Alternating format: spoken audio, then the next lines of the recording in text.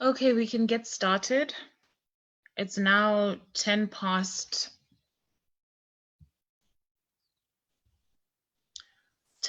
12. John and Mihe.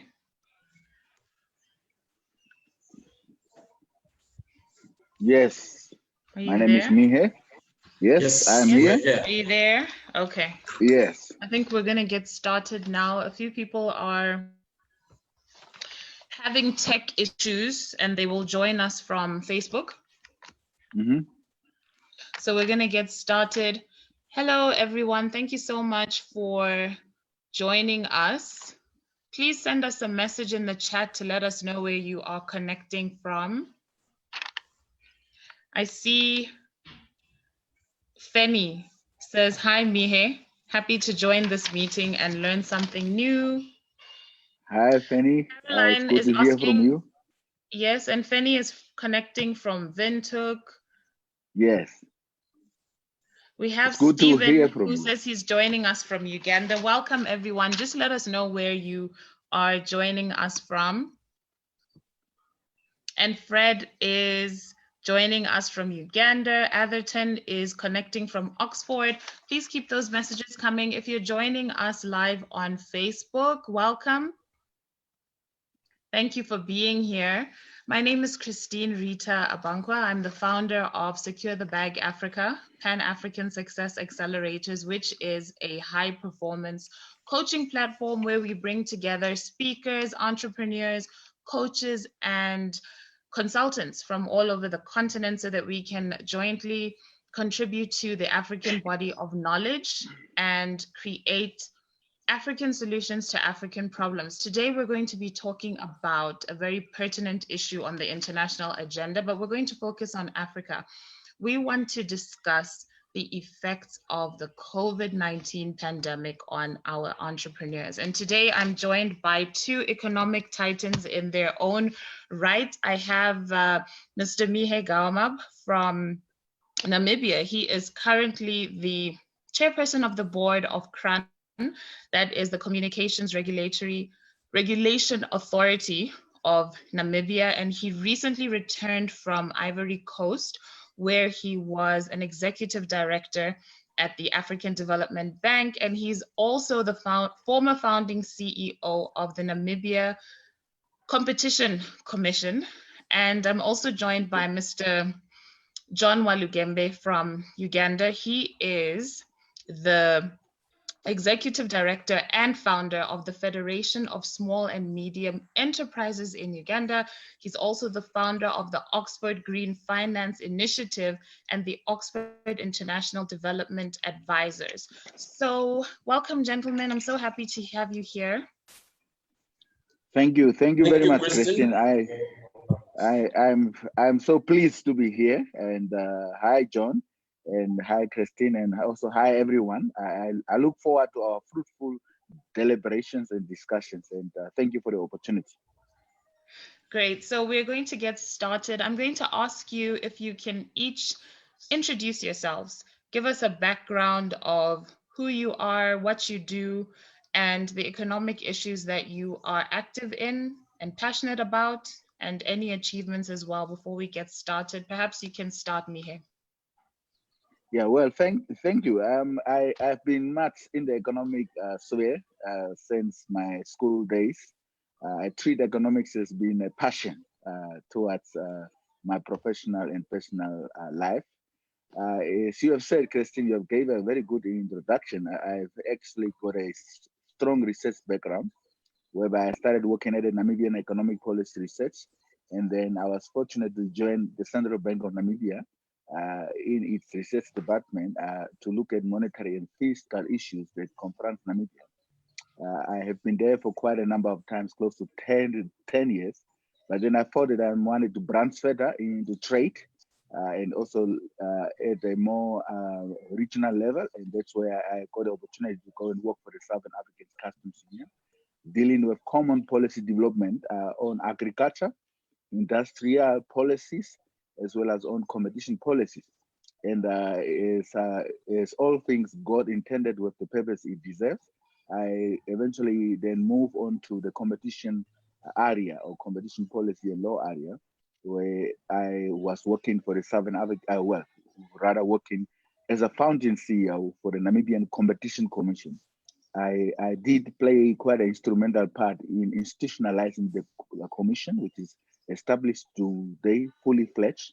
And I also played a part as the chief investigative officer to look at anti-competitive practices from a law and legal perspective, as well as also look at mergers and acquisitions in terms of how business landscape has to be evolved.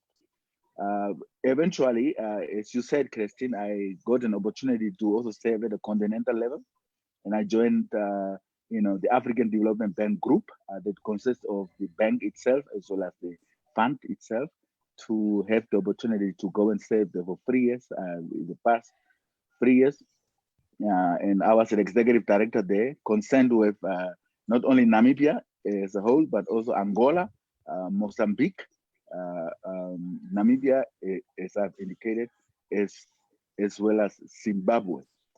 It was quite a very good experience, and I know the topic that we have is with relevance to that is one as well, how to look at African entrepreneurs from a continental perspective and the policy dimensions thereof. But just to add that I was also a chairman of the development committee there, that I was the third in line in terms of the decision making of approving all the projects, all the lendings, as well as all relevant country strategy papers of all the 54 member states of the bank. And I'm also the founding president of the Namibian Economic Society. Some of you that is just locked in knows about it. It has been quite there for 20 plus years. Christine, you may remember how we started off with economic awareness, economic policy discussions, and that really served as a useful input to us, the policy formulations of the government of the Republic of Namibia, or of most policies that we have today concerning the national development plans and the Vision 2030. Thank you for that introduction, Mihe. John? Thank you, Christine, and thank you, Mihe, and thank you for all those who are participating in this masterclass. As Christine mentioned, I'm John. I'm based in Uganda, and I'm partially based in the UK as well. In Uganda, we are working with the Federation of SMEs, an umbrella body for small businesses. And in the UK, I basically started 2 consulting outfits that are quite nascent, but they have a very interesting value proposition.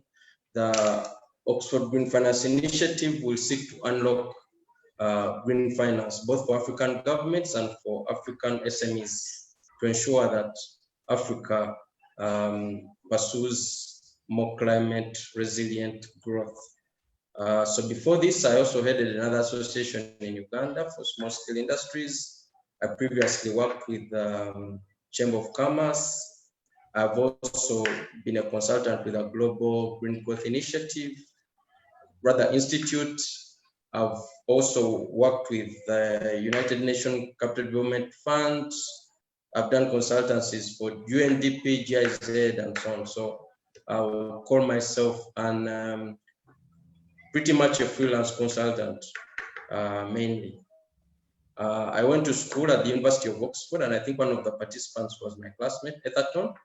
We were at the business school together. And then I also went to Harvard Kennedy School, where I pursued my MPA in development economics. So yeah, that's what I really do. I would say I wouldn't call myself a typical researcher or economist. I think I work at the interface between public policy, entrepreneurship, and economics. Thank you for that background. Yes. Thank you for that background, John. If you could start us off by painting a picture and giving us the context, what are African entrepreneurs facing right now? What are some of the issues that you've observed that really need attention right now?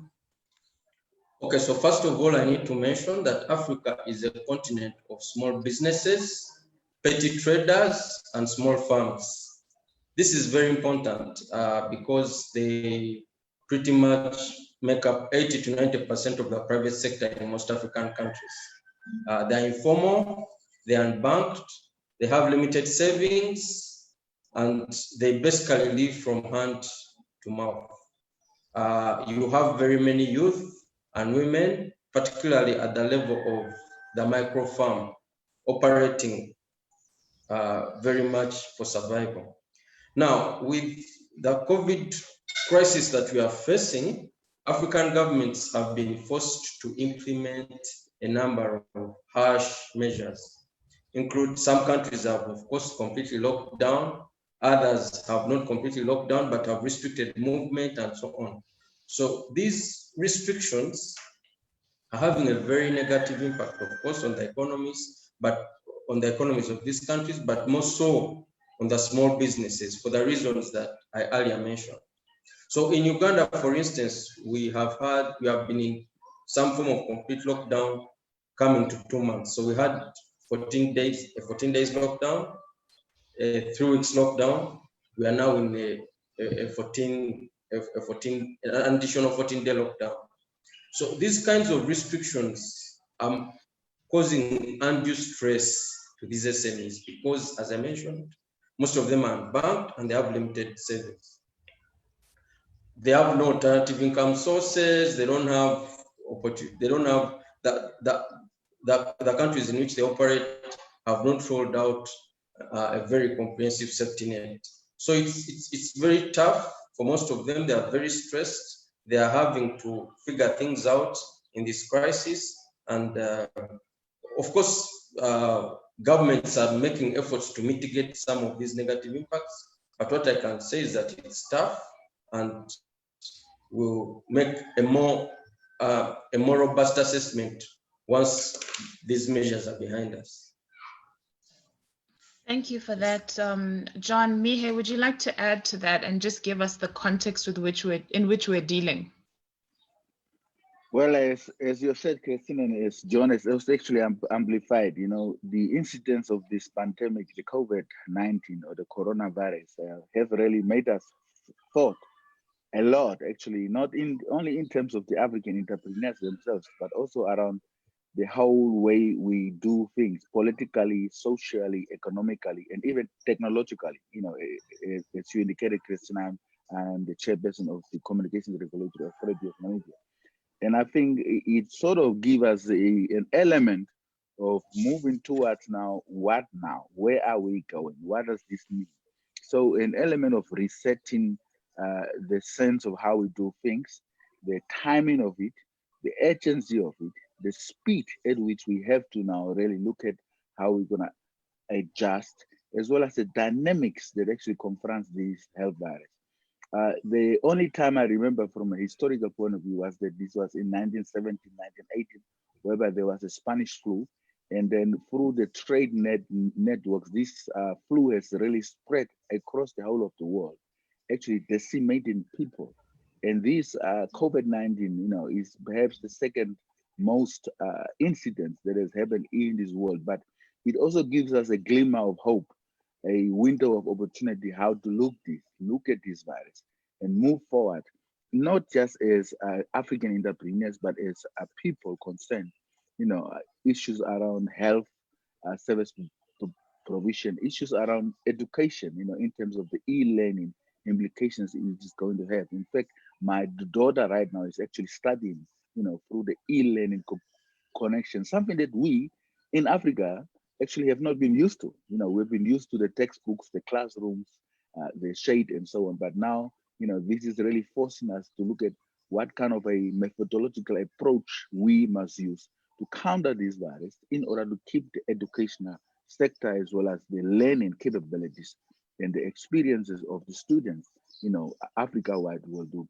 But for the African entrepreneurs, really, this also gives a sense of, you know, a window of opportunity for them, because I think we used to have a sense of how we do things just to have an office, a telephone, you know, a paper, you know, facilities, and then, you know, a sense of a more, you know, pragmatic, traditional way of carrying out our business. It just looks like that with this incidence of this virus, the nature of businesses of African entrepreneurs, the support to small business development in Africa, as well as reorienting the mindset as it regards to the financial support that needs to be given. And right now, and most pertinently and very importantly, the stimulants, the stimulative measures that I think the governments have to put in place, not only to cushion the effect of this virus on the African entrepreneurs, but really to look at the post-COVID measures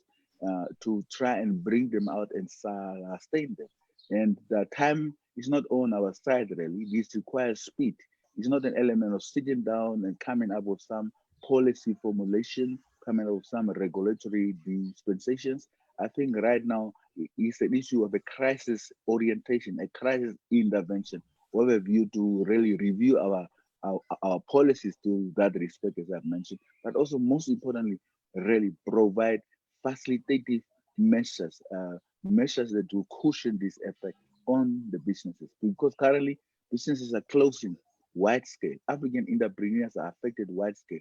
Even the person who is happen to send or sell their fed cook or bread, or even as John has mentioned, African entrepreneurs, most of us in Africa is poverty linked, it's employment generation, and in fact it is subsistence support, and I think with this virus, it really makes us rethink that we are asking the people to go home, stay home, but really also look at the implications of how reliant they've been on brewing a traditional beer, for example, in their yards, on selling sweets, suka, butter, from their yards, or even next to their yards, or even at the stores or vendors. And even, supplying what we call in Namibia a kapana meat, which is roasted meat, basically, which has been quite a delicacy for us. And I think, from this point of view, I think there is a need not only for innovating, the way the African entrepreneurs are going to do business, but really government to become more focused in how it's going to lend its support to keep the African entrepreneurs, the scope of it, the capacity of it, and the way they're going to do businesses going forward and going. And also to cushion the employment losses, because currently they are mostly self-employed, but rightfully now, they seem to be joining the ranks of the unemployed, and it's a very concerning nature going forward. Thank you for that, Mihe. I am drawing similarities between what you've both said, especially in terms of what governments should be doing. Before we move on to the next question, I just want to ask, do you think that prior to this, SMEs have been enough of a priority? Or is the COVID pandemic bringing up issues that have been a big deal before, but now we really need to focus on them? Perhaps you could start, John.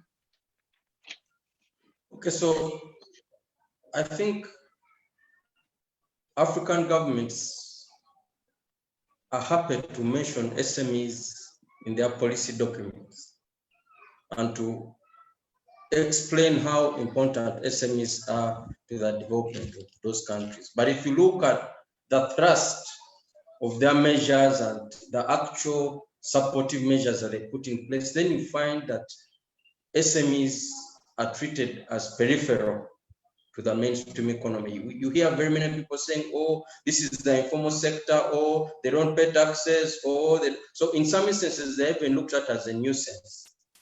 And some African governments feel that Africa can develop through what we call foreign direct investment. Foreign direct investment is very important. However, you must have a local entrepreneurial base of your own. There is no country that has developed on the back of foreign direct investment alone. So it means even before this crisis, there is a sense in which SMEs were not treated as a very important actor in the mainstream economy. In a sense, this will make things worse. As Mihe mentioned, we are likely to see a very difficult kind of recession coming, global recession, but more so for Africa. Why? We are going to see a reduced demand for what we produce. Already, countries like Nigeria are struggling because of the very low prices of oil. see, because some of these are mainly natural resource exports that we send out of the continent. So we are likely to see reduced demand. We are likely to see reduced development aid coming in from our donors because they are preoccupied with their own domestic responses. We are likely to see reduced remittances from our diaspora because most of them will be unemployed. They are filing for unemployment benefits. In the US, 33 million people have filed for unemployment benefits. This is almost the whole population of Uganda claiming unemployment benefits. Is huge. Tourist numbers are of course going to come down. So it means that countries are also going to be constrained in terms of what they can do to respond, because their domestic resources are going to significantly shrink. So it means the ability to deploy fiscal tools to address some of the knock-on shocks from this crisis will be limited in some form, particularly for poor African countries. So back to your question, there's a sense in which SMEs, even before this crisis, were not being prioritized within the different countries on the continent.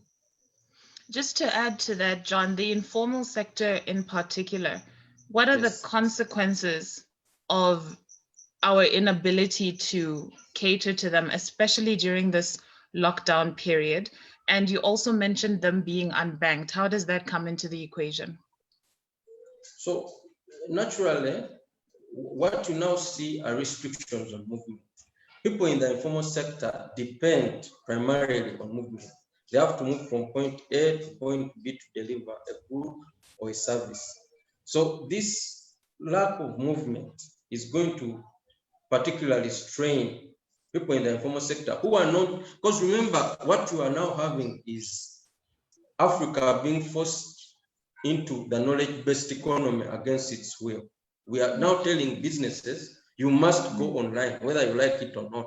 Whether you went to school, whether you have a computer, for you to survive now, you must have an internet connection. For you to get in contact with your customer, you have to do that over WhatsApp, over Facebook, over this. It's no longer a luxury. So for people in the informal sector who do not have savings, as I mentioned, or extra cash, how do they transition? It means governments have to come in to help them, to handhold them in making that transition. Secondly, you have to look at putting in place what they call a comprehensive safety net, because unfortunately, many African governments have copied and pasted some of these very stringent lockdown measures.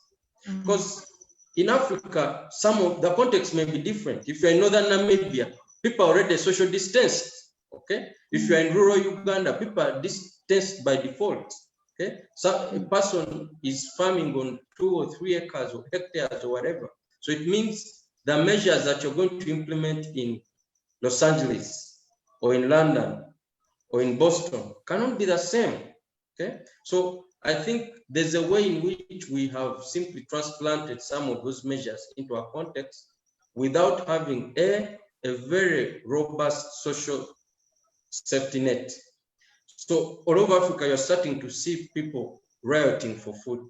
In Kenya, in South Africa, in different parts of the country, of the continent, you're seeing very poor people in the informal sector who are no longer able to work, looking up to the government to support them during this time. So I think governments, particularly this time, they need to ensure that there is a robust social safety net to cushion people at the bottom of the pyramid from the shocks of this crisis, by providing food, by ensuring that they have access to quality medical care, by ensuring that if mothers want to give birth, they have access to hospitals. In Uganda, for instance, you have to ask a district commissioner. So I don't know what I could use, but someone who superintends over a state or a district cannot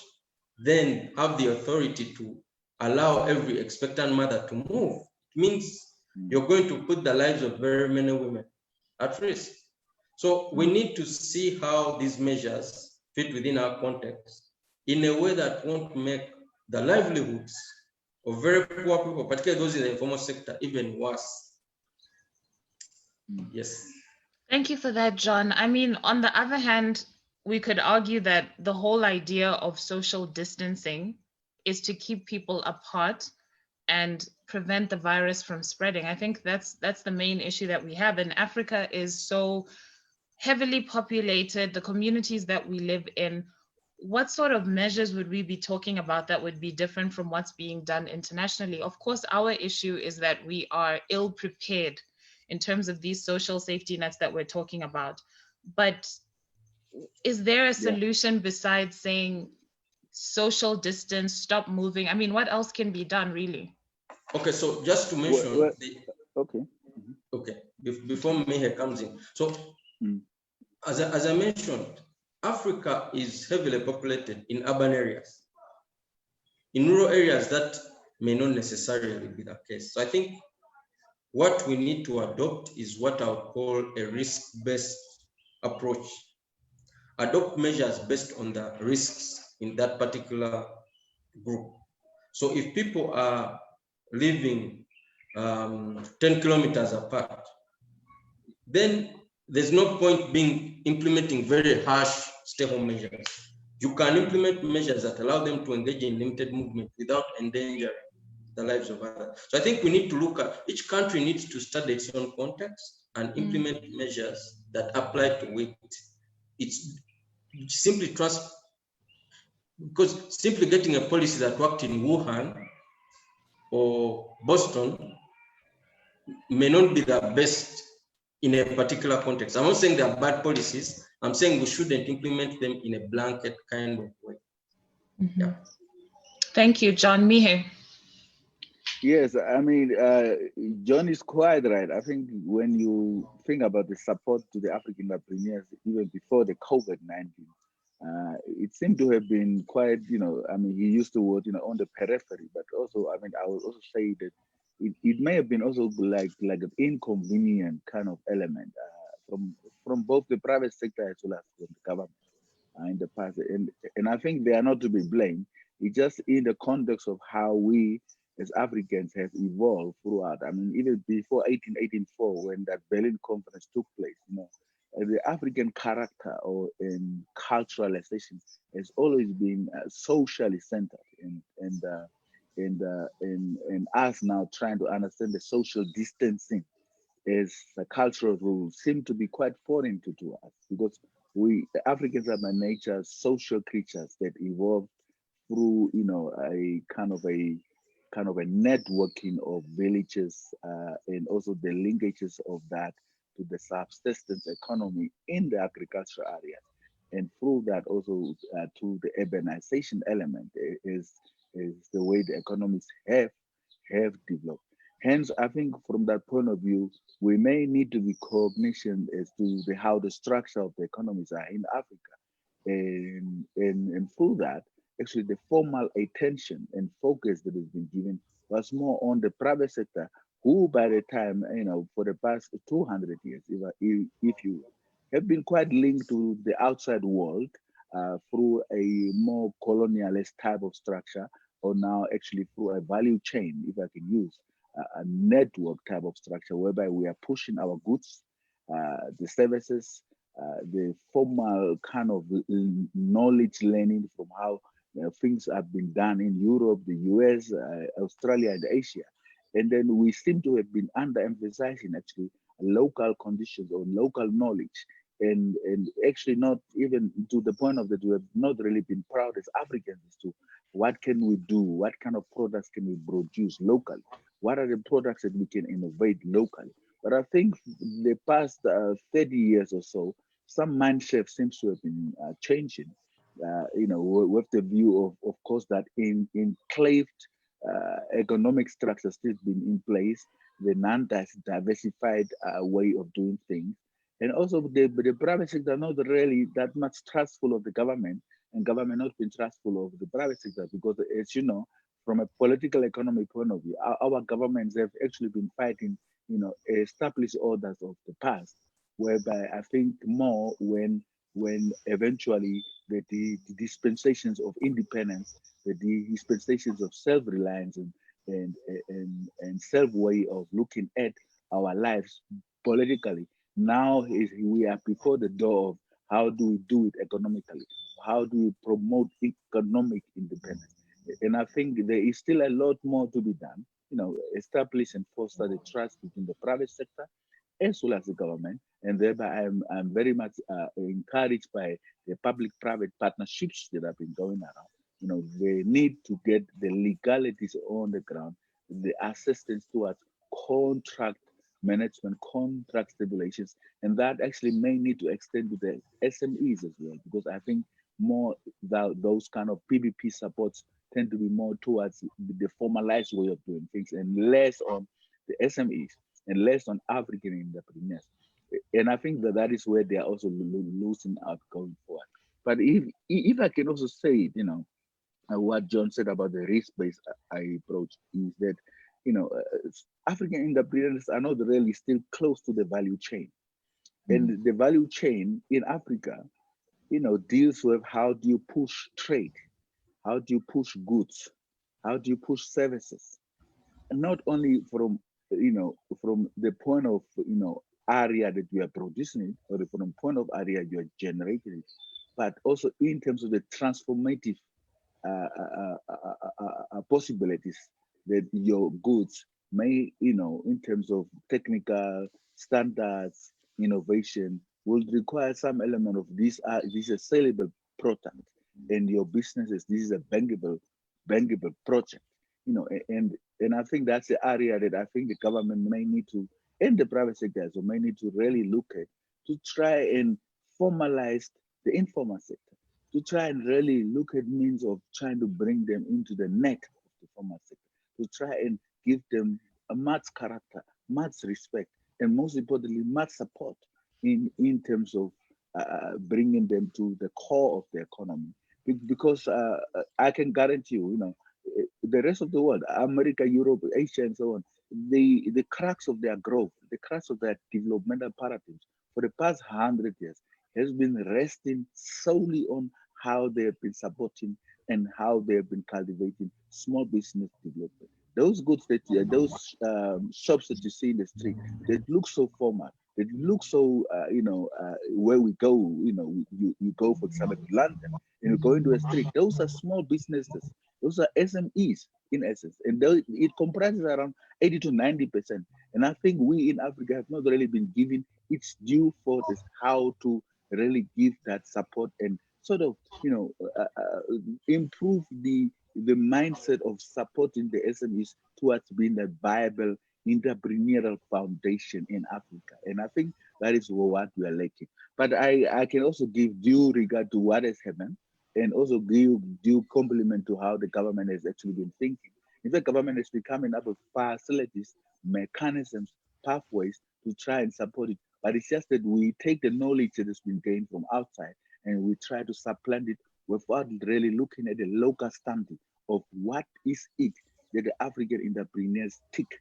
And I can give a sense of the goods, and then the areas that they've been trying and sometimes failing in terms of how they wanted to push it. I mean, it can be leather, the textiles, the road feeder schemes in the construction area, the issues of maintenance, carpentry, taxis, now, on a small scale, the ICT kind of vendor, kind of products, beauty products, barbering, metalwork, small scale mining. These are actually areas that, one can see that in an African innovative context. But those are the small scale products and services that I think African governments and the private sector has to come together and really give a stimulative effort, not only in terms of access to capital, but also in terms of provision of adequate equipment aid scheme, facilities management, and also, thereby also reducing the risk and providing even a sense of collateral. I mean, governments do give guarantees to bigger loans. The governments can also give guarantees for SMEs in terms of failure, that they can stand up and they can move forward. And if we can take now the example now with the innovative and now with the COVID virus, in the sense of how the venture capital, that kind of seed capital, risk-based capital, the sense of Silicon Valleys, the sense of how private equity has been done, in these economies. I mean, those are foreign characters or foreign words to an African entrepreneur, but those are now the pathways and the mechanisms that we can actually really short them and then inculcate them and educate them more on how venture capital and private equity can really play a role, not only in terms of getting the seed capital going, but to have an originative thought and an innovative approach of putting in place production possibilities for the African entrepreneurs, but also in putting in place identify now post COVID-19 technological platforms, and this can now range between, as John said, now finding a government support way of making the tools, the technological tools. I mean, each and every youth currently for the future has got a cell phone. Cell phones prices have come remarkably down, but we are still struggling with the cost of data. We are still struggling with the cost of a call, a voice call. And I think those are areas that we can look at as relief measures, and also perhaps also just reorient the pricing mechanisms of making those products affordable. And time is not on our side. Make iPads affordable. Make cell phones affordable. And then also ensure that Africa also needs to go onto the bandwidth of being a smart city concept, of making sure that the fiber optics, the technological diffusion and technological advancement have to be right at the doorstep of every household, so that we don't even encounter the challenges that we have with the e-learning, or the challenges that we have of being caught unaware by the COVID-19 virus to say social distancing, go home, stay safe, but also work from home, learn from home, and then produce from home.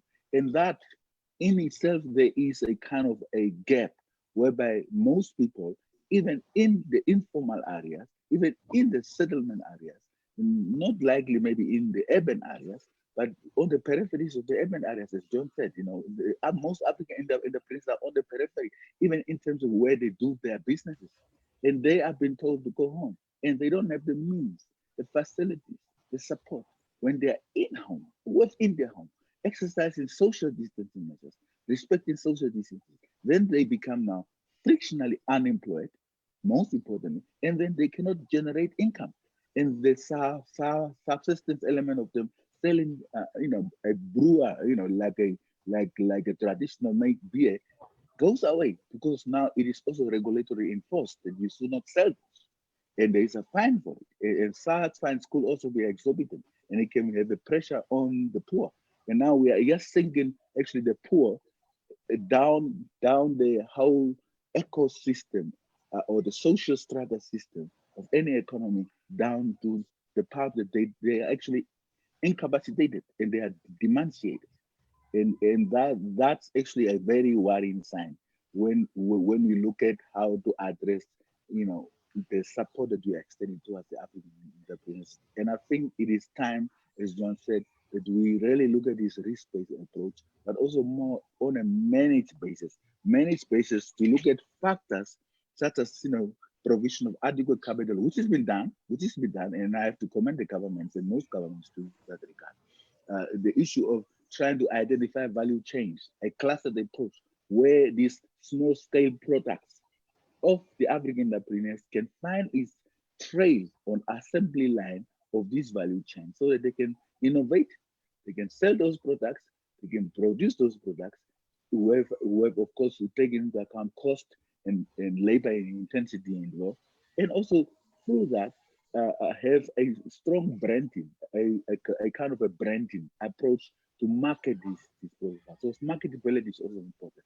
And then there's also where the private sector may come in the element of bankability, to make sure that the African entrepreneurs projects that they are doing, and even when they get the money, the loans, that you also have some kind of an incubator CCC system of taking them through the seed capital, the formation, the gestation periods of how a business is ought to be developed, and give them a kind of an encouraging support so that they can fully mature towards a small scale business owner that is able to stand on its own 2 feet and still getting the desired support as it goes along. And it should be a phasing approach. It should be a staggered approach of looking like we are doing of the COVID-19. Look at it, stage 1, stage 2, stage 3. Stage 1, of course, being embryonic, stage 2 being incubative, and then stage 3, towards the level of maturity. I think that's one area that we can look at. And this is very important.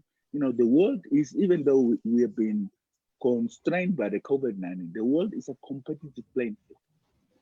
The world is a competitive playing field. And I think the African governments and also the African entrepreneurs, as well as the private sectors, I feel very much encouraged by the virtual meeting that was held with the president at the SADC level. And I have an experience to operate only at a regional wide level, but also at continental level. I feel very much encouraged that there is a sense of coordinative spirit that we have to inculcate to harness the potential power, the bargaining power strengths that we have. Because when the world is going to move towards a global stage, whether it's WTO in terms of trade, whether it is United Nations in terms of humanitarian efforts, whether it's WHO in terms of health measures, a coordinative and well-focused and targeted interventions are necessary. And to be honest, Africa and African entrepreneurs, as you have seen in Madagascar, they have COVID organics. I understand the dynamics of it. I understand also that we have been caught unaware that we can actually produce a tonic that can heal, this virus within 10 days. I understand. I also understand that the health officials worldwide are in the race to find a vaccine, and they are saying it could be in the next 22 months, could be in the next year. But the important point is that if something like that comes up, rather than putting it down because it comes from Africa and then creating some kind of a stigma around it, that it may just be a traditional Hebrew or herbs that may have been cultivated, I think we may need to give it support and really test it. And we have got a labs and testing facilities, just like Tanzania is doing currently. Take it, test it, see if it works, and if it works, it works. And it can be replicated for the world. We do not really need so much sophisticated formal testing laboratory systems to come up with a virus. It may as well be that God has just got it in the garden of your house. And I think we may need to give it support. And I will encourage the governments to lend its support to Madagascar, of course, take into account precautionary measures, side effects, and so on. So I feel very much encouraged by that. And through that, I think the entrepreneurial spirit, and I have mentioned that to John at some stage. When I've been to Uganda, when I've been to Nigeria, when I've been even to Kenya, Cote d'Ivoire, even Zambia, I've seen such strong entrepreneurial spirit where the people, as I said, are so socially mobile. As Africans are very much a social mobile creatures. But most importantly, what they have been doing is to create a vibrant entrepreneurial spirit, not only just having, selling goods, but really pushing goods. It's just that they are on the periphery. They just need to join into that formal value chain processing. But whereby they are now doing, import stuff. How can I call it? Import substitution possibilities. Now with the cheap Chinese goods coming in, but I think we can look into the production possibilities, and we need to keep it up. Thank you so much for that very comprehensive response, Mihe. That covered quite a few issues, especially when it comes to policy. John, I'd like you to run us through some of the policy issues that we need to be looking at. Mihe mentioned the value chain, import substitution. Of course, we know a lot of SMEs were dependent on imports, and the global lockdowns have had a catastrophic effect on them.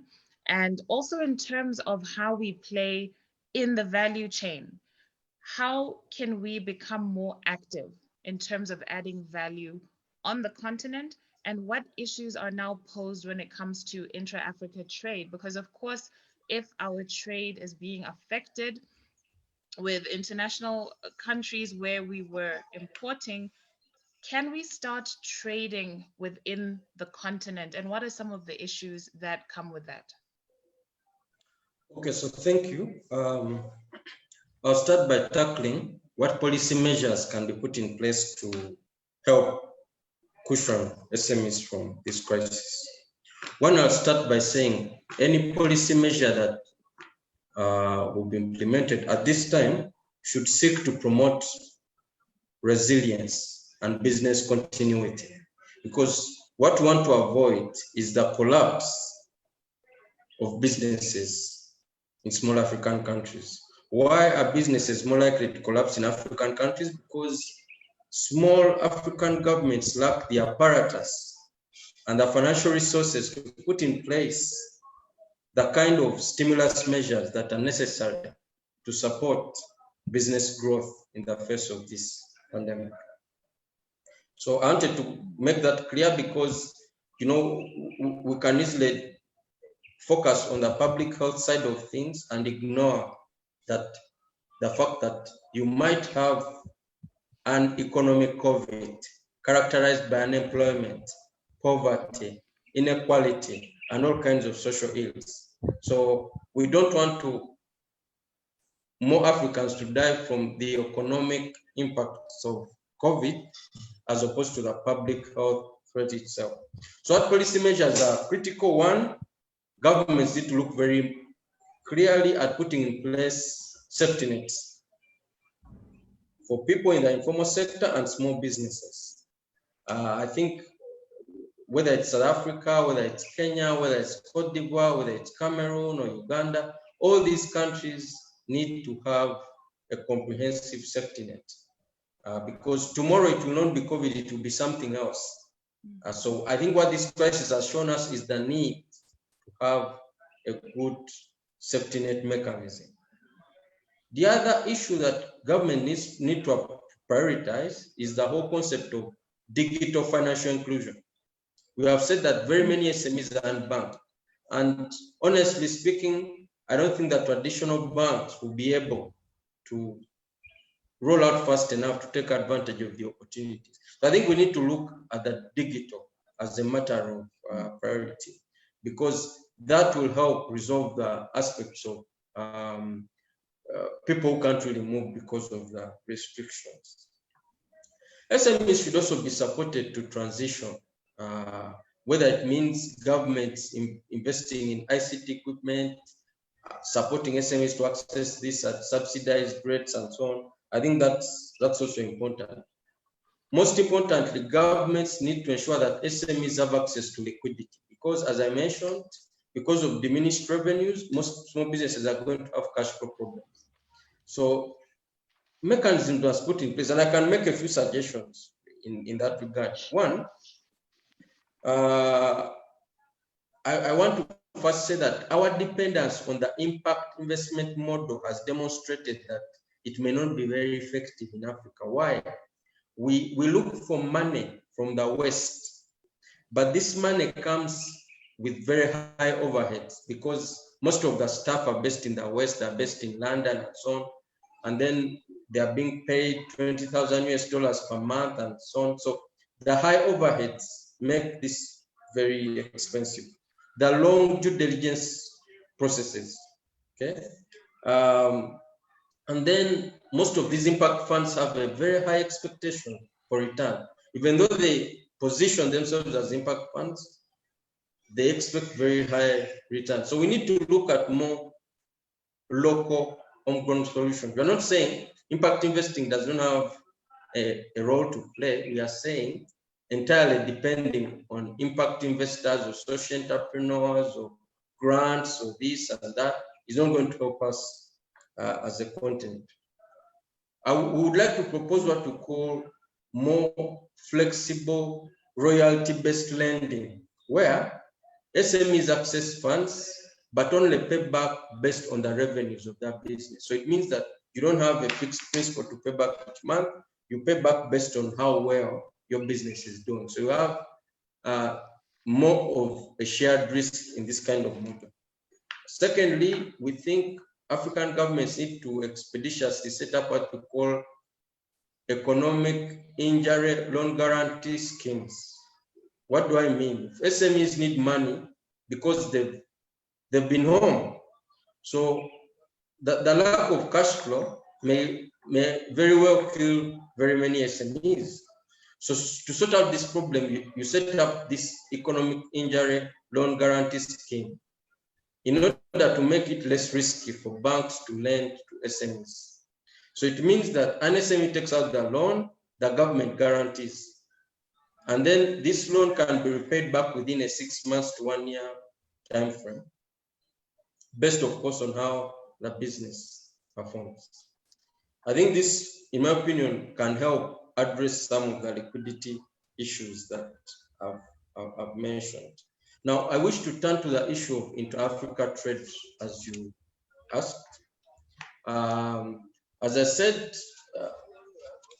unfortunately, this crisis came to be when Africans had agreed on this concept of a free trade area. Unfortunately, the signing has been put off, but we think that the rapid implementation of the Africa Continental Free Trade Area may actually help to mitigate against some of the negative impacts of this crisis. I'll just give 2 examples. We are very dependent on China for drugs. As a continent, we spend about $16 billion every year importing drugs from China, from Europe, from Asia. Why don't we purchase drugs from each other? Because certain African countries now have the capacity to manufacture some of these drugs. So we can keep this money within the continent. The second respect where I see a very quick win is the area of food. Certain African countries are net food exporters. South Africa, Ghana, Cote d'Ivoire, I think Uganda as well. Unfortunately, most of this food is exported out of the continent. It's not exported to other African countries. So I think this crisis can present us an opportunity for African countries to sell food to each other. Those that are food rich can sell food to those that are food poor, so that we have a bit of equity going forward. Finally, Mihe mentioned issue of import substitution. I think it's an opportunity, but we must build supply side capacity within the countries. So that means technology transfer, that means financing, that means training and skills, and so on. So the SMEs can step up to the plate, but they need a lot of supply side support because in the light of supply chain disruptions, there will be very many opportunities presented for African SMEs to take advantage of markets within the continent. However, governments have to step in with very robust supply side capacity building interventions. And then we must also look for, and I need to emphasize the issue of homegrown solutions. Again, Mihe talked of the Madagascar. Is it a herb? Is it a drug? Is it what? Whatever it is in Madagascar. I think we need to investigate it. We shouldn't just rubbish it and say, oh, because it's from Madagascar, it won't work. What we are simply waiting for a vaccine from Israel or the US or China. No, I think we should investigate. Is it effective? Does it help? See, so those kinds of homegrown solutions are very important. And then we also need to investigate the impact this crisis is going to have on issues of youth unemployment and poverty, because those are huge. And as I said, if we don't manage the response to COVID-19 very well, you are likely to have an economic COVID-19, which may be worse in terms of impact on the livelihoods of Africans. Yeah. John, before I give Mihe the floor, you mentioned digital banking, right? Moving yes. digital? Digital financial inclusion, yes. Yeah, digital financial inclusion. Yes. What are some of the issues that surround that? Because of course you have trust issues. You know, people in the informal sector, who are unbanked and have been excluded for so long also have a desire to actually see where the money is going. And I think a lot of us are like that. You feel better to know that you know where you can access your bank if there's an issue. So now we're talking about going online. What are some of the issues that we need to consider? And in addition, you were talking about opportunities, because it's not totally gloom and doom. There will be opportunities that arise. What are some of the opportunities that entrepreneurs can really look forward to in this COVID mess? Okay, so in terms of digital, I think Africa has led the way in many respects in this aspect. If you look at solutions like M-Pesa in Kenya, if you look at mobile money, I think more people use M-Pesa and mobile money than use the mainstream banks. So I think the issue of what we need are local solutions that work and that help in terms of convenience, because where the traditional banks failed, mobile money and M-Pesa and so on have stepped up to the plate. So there is an opportunity there for people to innovate and come up with local African solutions. If I need to buy produce and I cannot move, how can I send the money? How can I ensure that the right products are sent and so on? I think the whole issue of trust will be overcome if we develop robust solutions and we ensure that people are well informed about the advantages of what it is being promoted.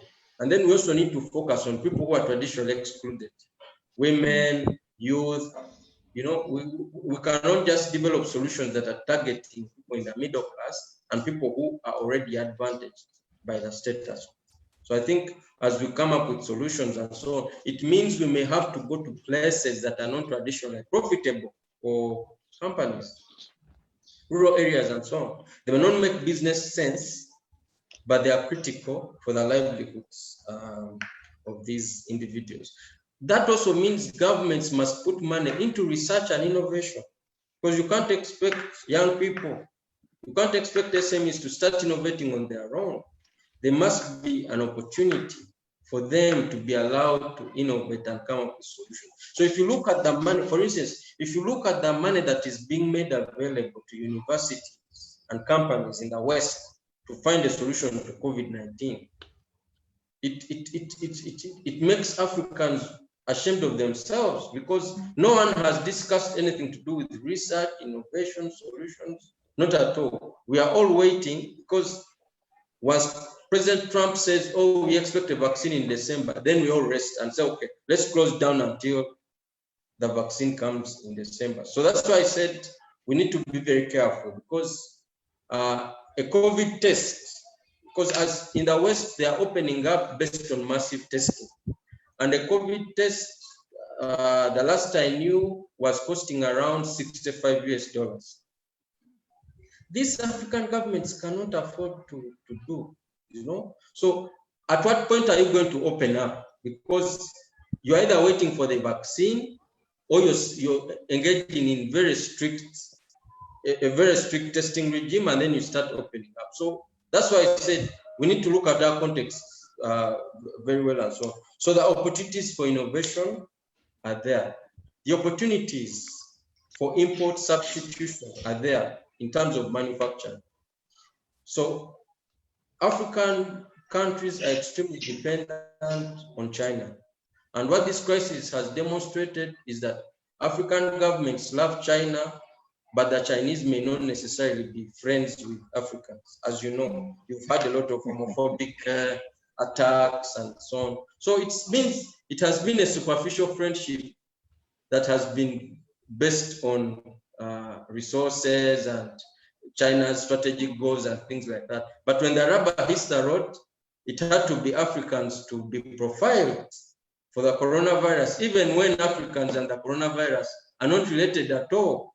In any case, it's the African continent that has been almost left unscathed by this crisis. So it creates opportunities for us to import substitute. There's no reason for us to depend on China for masks, for everything, for simple things. Everyone has to go to China. We are spending money to go to China. No. I think African governments need to look at this as an opportunity to help kickstart or spark domestic manufacturing. As I earlier said, there will be opportunities in terms of digital transition across the board in terms of services. If you look at the sectors that have been affected the worst, you're seeing at wholesale and retail trade. It means if you have a solution that links demand and supply, you'll make money. If you look at tourism, why should tourists come in person? Maybe you can create some kind of virtual reality or so on. Or, there has to be, we have to innovate around what we have to offer using digital tools in order to make some money. Otherwise, to say that African tourism has to wait for this crisis to be behind us before we recover, I think it would be extremely risky.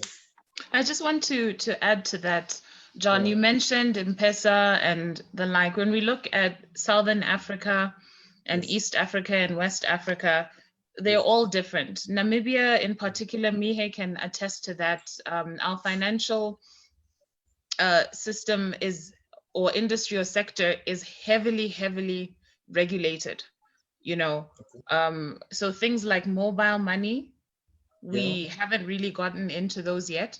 So when you talk about intra-Africa trade, what are the payment issues that we're going to face? Because for instance, in my line of work, if I have a client in West Africa, I can't easily transfer money without a lot of hurdles. We maybe now need to look at PayPal, and then PayPal, there are probably only 2 or 3 banks on the continent that will allow you to move your money into your account. True. Well, I think some of these are colonial legacies, to be honest. For instance, for me to go to, for instance, Senegal from Uganda, I may have to first go to Paris to proceed to Senegal. Because France has an interest in me using Paris as an intermediary to pass my message to my Senegalese brother.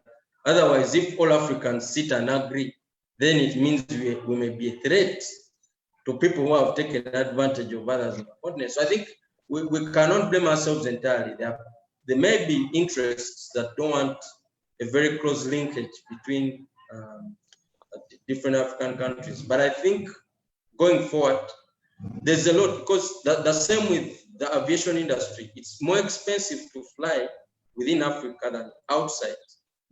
So for me to fly to London, for instance, or to fly to Amsterdam, it's cheaper than me flying to Cameroon. It's cheaper or equally expensive than me flying to Windhoek, for instance. Why? Why is that the most expensive flight in the world is between Kampala, Uganda, and Nairobi, Kenya? Why? 15 minutes or so, I don't know, 45 minutes or so, and then you're paying what, $400 US. So these are all issues that we have to address, including aspects of financial inclusion. Just to mention, I think African governments also need to take the initiative. Regulating the financial sector is good, however, it must move with the times. So you must set up a regime, and what is happening is that innovation is moving faster than the regulators. It's the same in Kampala, it's the same in Kenya, it's the same, I can imagine, in Namibia, Botswana, and other countries. People are innovating faster than the regulators. So the regulators want to regulate brick and mortar banks. However, the reality is that things are moving faster than that. So I see movement on the regulatory side as well, to ensure that there is increased collaboration and trade between African countries. Because if I cannot transfer money easily from South Sudan to Kampala, then it will be very hard for me to trade. If I cannot transfer money easily from Angola to Uganda, then it will be very hard for me to trade with Angola, because I'll be stuck with money that I cannot move back home. So I think those are issues that need to be addressed in the face of the COVID-19. This crisis simply shows us gaps that we might need to fill going forward. Thank you so much for that, Mihe. I know that there are a lot of things you're going to share with us, and one of those things I'd like to ask, you have experience at the African Development Bank. What are some of the intra-Africa trade issues that we should be considering as well? Well,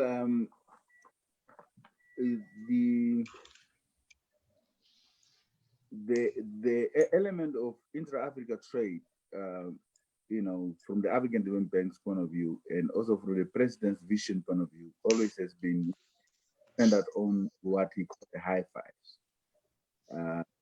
The issues on energy, issues on agriculture, regional integration, improving the quality of life of people, as well as on the issue of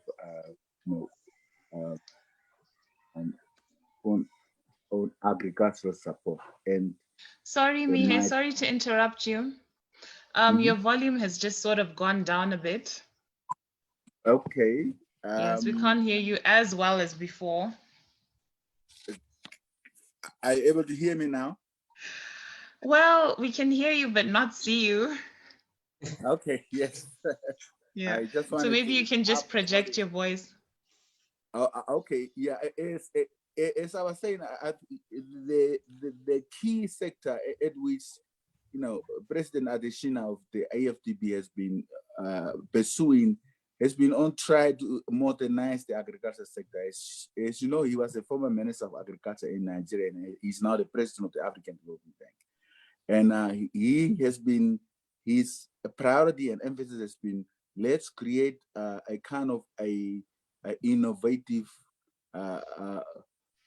research instrument whereby the agricultural farmers will be assisted through, through a transformative agricultural support, even using to the point of the technological support, where it relates to getting the farmers, or in terms of the precision of cultivation, precision of producing the agricultural goods, and also targeting priority niche relevant products, if you will, such as soybeans, even cassava, maize, and so on. And the efforts that has been done so far has been to try not only to come up with a research dynamics of that, but to really provide a sense of putting in money to grow those particular agricultural produce on a wide scale within Africa. And there is an instrument, there is a project at a bank that has been doing that. And through that process also to sort of link up to the agricultural value chains in Africa, not only in terms of intra-trade of the agricultural produce in Africa, but also to reach the rest of the world. But the constraining challenge that always has been in Africa is that each and every country tends to produce almost the same goods within their own national development plans, without taking into account that the interconnectivity, the transport routes, the value chain, what is already there in terms of moving these products outside the countries and within Africa. I think that's one area that the regional economic communities may need to work on. And it's quite a concerning area, because we always think that once we produce the good will find its way into the market. It doesn't work like that. You really have to go at length throughout the whole process of making sure that the agricultural produce that you have, not only to trade with among the nations of Africa, but also to ensure that it's value added, and that also may extend to the other sectors such as mining, manufacturing, and fishing, and so on. So I think from that point of view, the African Development Bank has really been putting in place as a priority emphasis among the high fives on that. But also coming back to the issue of digitalization, the AFDB has been at the forefront of fintech, trying to even providing the necessary seed capital and to assist, mobile banking, mobile. In fact, I'm not going to mention particular names, but they really have been providing the necessary capital towards towards what we call financial inclusion, and there is also a project there, and the countries can take advantage of it, and some countries have really been assisted, and it's still going very, very well. I also want to say that around the African entrepreneurs, they have a policy at the ADB, trying to not just try to assess African entrepreneurs, but to look at the bankability of SME finance. And when John talked about SME reliance, I mean, for the foreseeable future, well-targeted and focused SME financing is key. And there has been a number of countries that actually have been assisted as well. And there is scope, in fact, from the African Development Bank to look at bankable projects for the African entrepreneurs. And I think that is one area. And I cannot also exclude the individual efforts that have been done, like in the case of Namibia, for example, that you mentioned, Kirsten. They are regulatory constraints, but the formalization, the way the banking industry also has been coming up with, bankable mobile products. I mean, as you know, there are e-wallets here. People are transferring money across the phones, and it seems to be working because the financial sector in Namibia is very much sophisticated. It's small but sophisticated, and it's able to really, take into account, the technological platforms that are coming up, not only from the rest of the world, but to make a provision to afford or move people from a traditional bricks and mortar type of branch banking to a online banking. And Christine, you may testify there. I mean, even though there are regulations that are in place, and for the right reasons, so because I think you have seen how the financial sector tend to be compromised by money laundering, by tax evasion, by illicit proceeds, and it's also a big topic in the minds of the African Development Bank to try and look at these illicit financial flows and how those flows may have to find its way back, as John mentioned, in terms of its own foreign direct investment implications, even for the African entrepreneurs. And I think that is well appreciated. Christine, I just want to come to the element of the policy dimension. The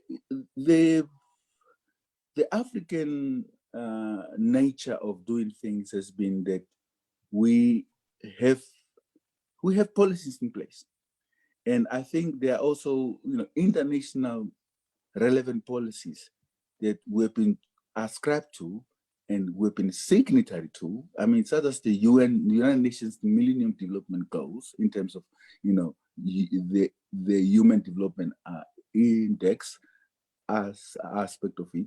The issue on how we are measured on the competitiveness profiles, their factors, their institutions, their policies that are also been done there. And I think for the lack of a better word, all those policy dynamics that are coming from the rest of the world seem to also have a relevance as to our national development plans. These issues revolve around governance, the issues of infrastructure, the issues of macroeconomic stability, the issues of quality education, quality health, as you said about intra-trade, about trading of goods, the quality of goods, the value chain of those goods, the labor market in employment flexibility, the issues on technological readiness, production capacity, institutional strength, regulatory effectiveness, competition policies, innovation, standards, what they call currently now the new generation issues from the World Trade Organization. And as you can see, I think African governments have been really tirelessly been pursuing, with a focus to try and put in place all these issues, issues that also concerns to the ease of doing business, as you said, the getting the regulatory fit towards, the private sector development and so on. So there has been quite, measurable and also a noticeable progress being made for African governments to adhere to all those requirements. I think where there's a bit of a misfit is that, it's one thing to do policy design. It's also one thing to come up with a policy formulation and also the policies in itself, but it's also one thing about policy implementation. And I think that's one area that we tend to lack. And taking now John's view forward as to where the world is going now in the post-COVID era, the dynamics, the timing, the sequencing, the prioritization, all those will have to change. Because now it's not a matter of months, it's not a matter of 5 years policy. It's not also a matter possibly of 3-year policy. It's also just a matter of within a year of how we want to track, measure our readiness, our compliance to a certain some of the things that we had to do as an Africa and as African governments, as well as the private sector. And I actually just want to come in to even the nature of how the African entrepreneur will evolve. Because the definition of an African entrepreneur, the nature of the African entrepreneur may be rooted, I agree, as John said, and as also Christine, you have mentioned, rooted in the informal sector. It may be rooted on the periphery, but the future is youth.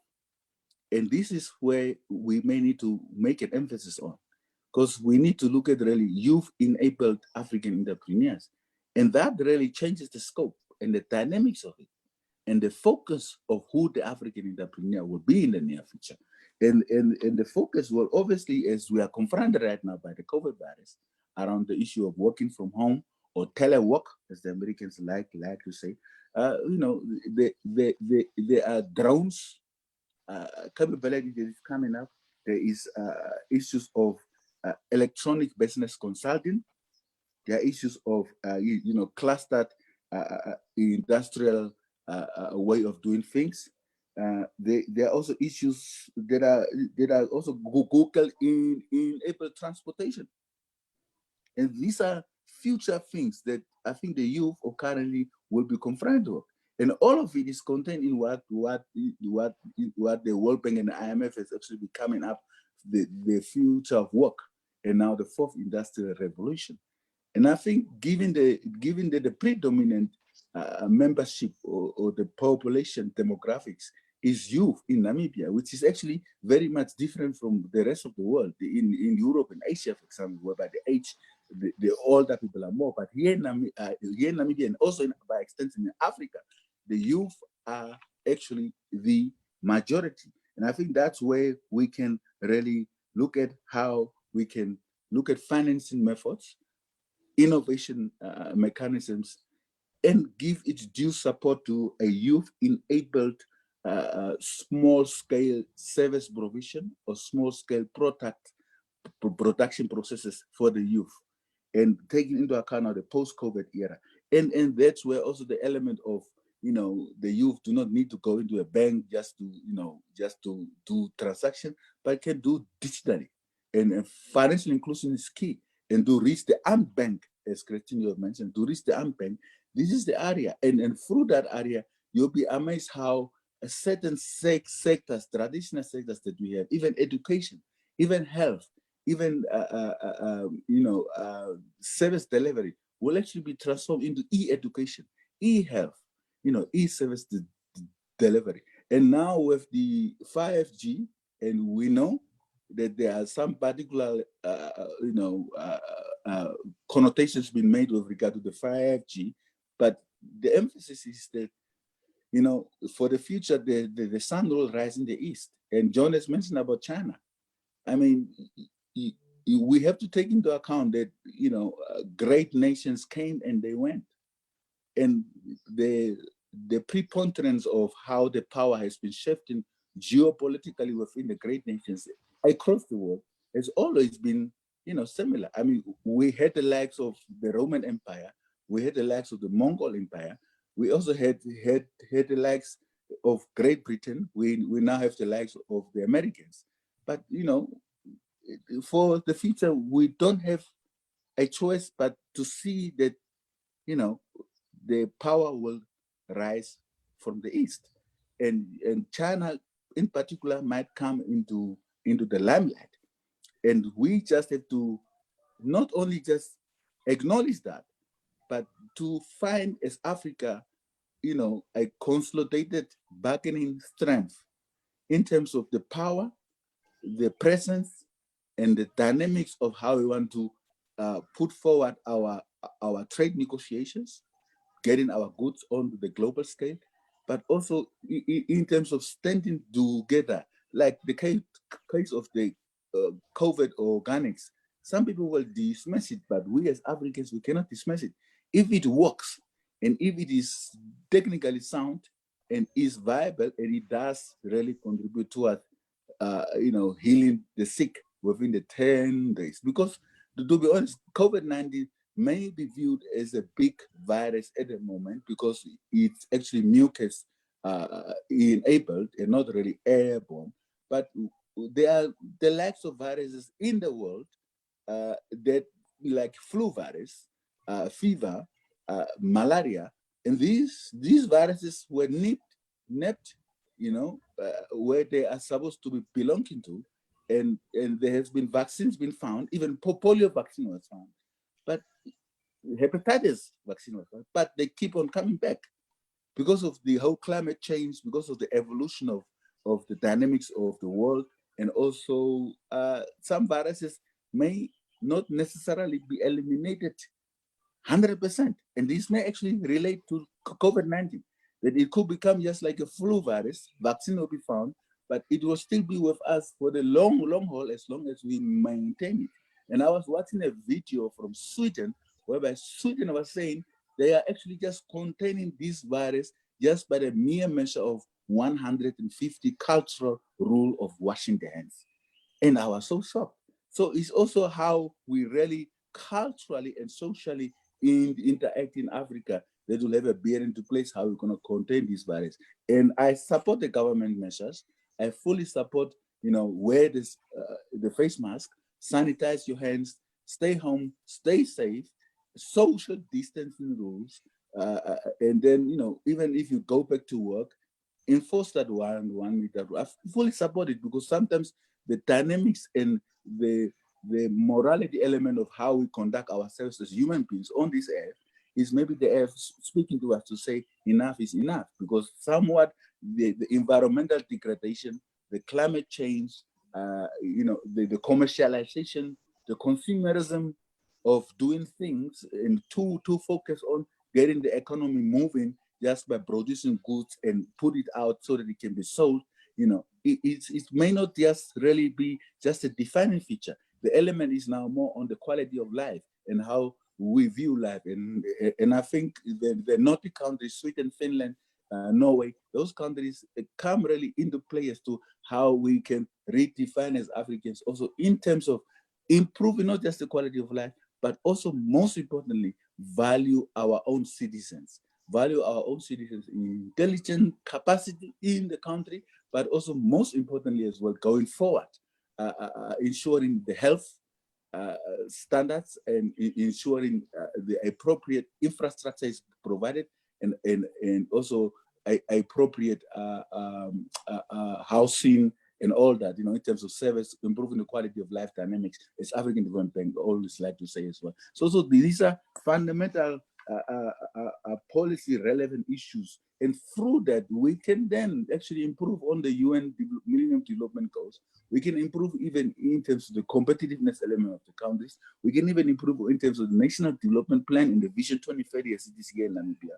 But more particularly, we have always been talking about diversification, and I have always been asking diversification to what? And I think this is where the intra-trade comes in. And coming back to your question, and what is concerning right now is that the trade growth also has been slashed by one third. The airlines are not moving. The ships are under quarantine. And taking the goods to its appropriate destinations or even to homes seem to also been called curtailed due to this virus. So intra-trade equally important, but it's at a very, very low end. And from the Southern African Car Customs Union, the vehicles sales have been slumped by 80 to 90% in 1 quarter. And that is a worrying sign, because the revenues that we also get from SACCO is linked to how trade or intra-trade happens with SACCO, because there is what they call a common external tariff, but within the countries themselves, Namibia, South Africa, Lesotho, Botswana, and so on, all those countries are trading without imposing duties. And those duties, perceived or implicit duties are calculated into a revenue through a revenue formula, whereby this revenue formula ultimately becomes the revenue base or the revenue income for the countries, and such money is then be distributed proportionally according to that formula to the countries. But if the intra-trade goes down, it gets reduced, is compromised to this COVID virus, it will fit itself into the fiscal revenue base of these governments. And that is really a worrying sign, but also a window of opportunity for these countries really to sit down and really emphasize on, at a more political level, I will say, where are the growth points in Africa? And that may not only concern SACCO, it will be SADC, it will be ECOWAS, it will also be the East African Community. Where is the comparative and competitive potential for growth point for a country? And then you agree at a political level, growth points or growth anchors to say, if Namibia is a blue economy, let Namibia take over the fishing part, pump in more facilities, pump in more money into that, and bring the desired fish to the rest of the country. I'm just taking an example here. If South Africa is about infrastructure, given the nature of the economy, then South Africa could try and promote that interconnectivity, that transport routes, give more budget towards developing financing for infrastructure and so on.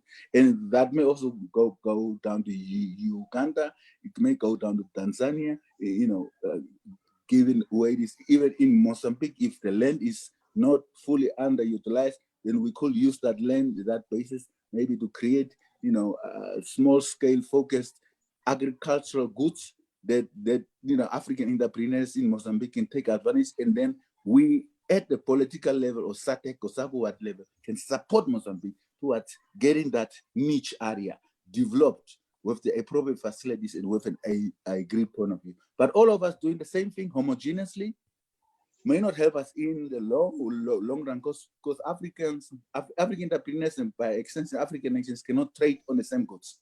They have to trade on goods that are innovative, that are heterogeneous, and that one country needs above the other, but on a comparative and competitive potential basis, such country can really play its part to supply the market on an intra-trade basis to the rest of the African nations.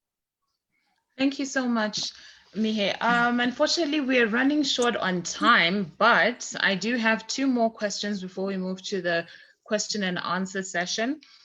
John, I just want you to touch again on some of the issues that entrepreneurs need to be thinking about. So there's the import substitution issue, but then there's also the knowledge economy being driven by digital.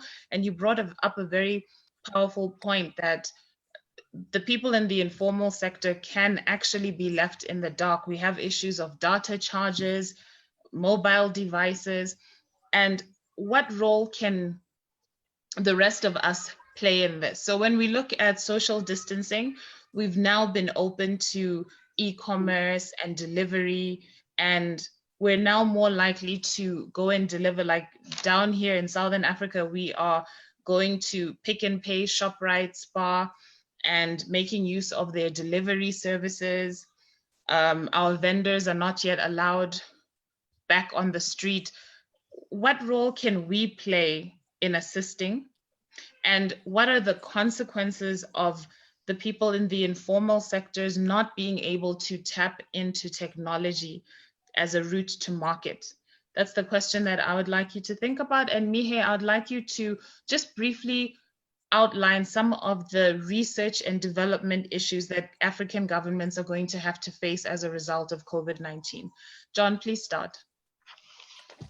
Okay, so I'm sorry, I didn't quite get your question. So are you saying what steps should SMEs take to be resilient? Or what we, who is we? Is it the citizens? Is it the government? Is it the donors? Okay, so I need to know. Actually, How? you're right. You're right. It's all of the above. So, what if you could give me a scenario? What does it mean for the informal trader to be locked out of this knowledge economy, the digitization that's driven by the internet and access to mobile technology? That's one part. And then the rest of us, even if we do want to support the informal sector, because of social distancing and all of these fears that we have, what stands between us and them is digital, e-commerce, for instance. Okay, so I'll start by saying, I'll rephrase the question in this way. One, I think this is what SMEs need to do, because we don't want SMEs to also just become beneficiaries and objects of pity, to say, oh, they need this help, they need that help, and things like this. So I wouldn't fit into that kind of thinking. I think SMEs themselves need to be proactive. Just sitting there and waiting for stimulus packages and waiting for all this is not going to help. What you must know, if you're an entrepreneur, is that some industries have been disrupted for good.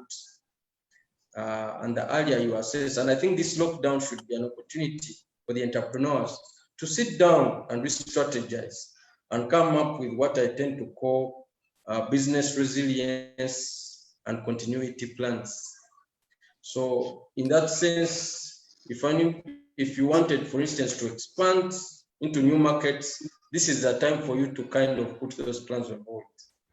If you plan to take out a huge loan, this is not the right time, because the macroeconomic conditions are very uncertain, or they will be uncertain for some time. So your calculations may turn out to be incorrect.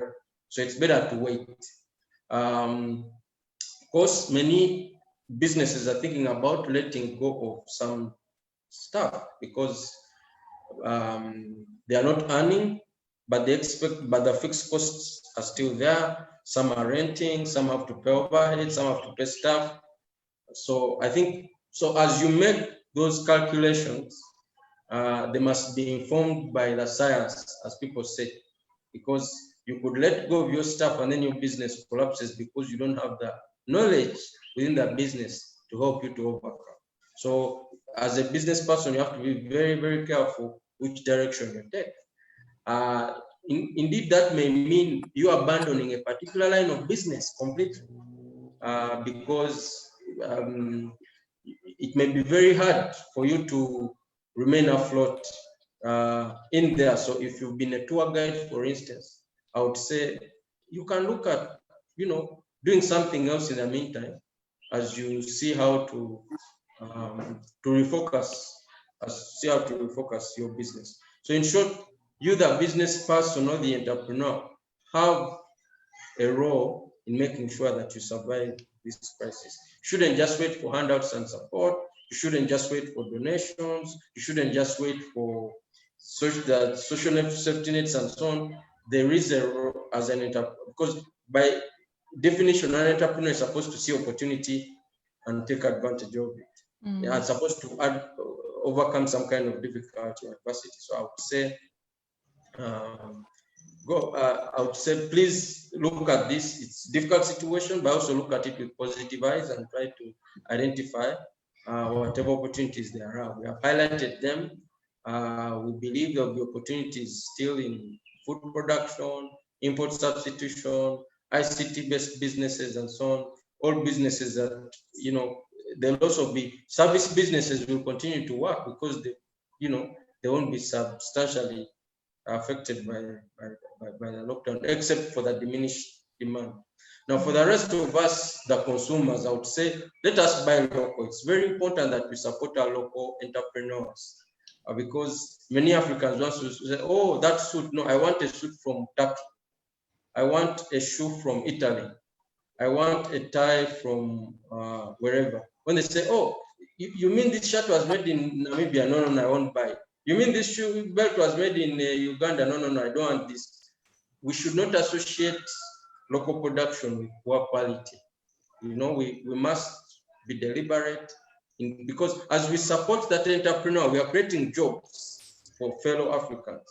Because every time you send money out, every time you import things, you are outsourcing a job to China, to Vietnam, to wherever. So I think you have to be very deliberate in buying locally, not just local in terms of your country, but in terms of the region, in terms of the continent, to ensure that we support ourselves to get through this problem.